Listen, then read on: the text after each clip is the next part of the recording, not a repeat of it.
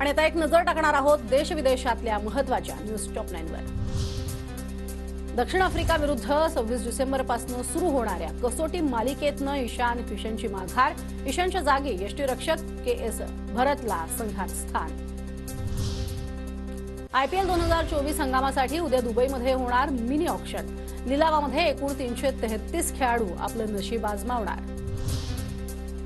देशात कोरोनाचा नवा उपप्रकार सापडलाय।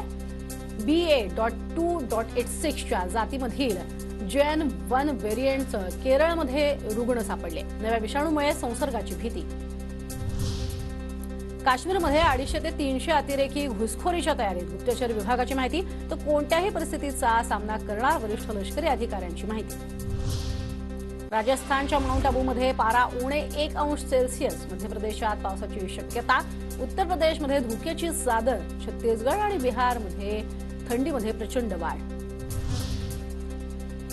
तर जम्मू काश्मीरमध्ये सर्वत्र बर्फवृष्टी।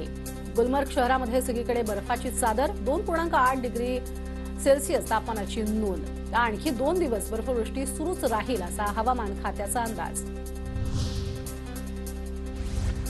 तर जम्मू काश्मीरच्या कुपवाडामध्येही जोरदार हिमवृष्टी। रस्त्यावरती साचलेला बर्फ बाजूला करण्याचं काम युद्धपातळीवर सुरू।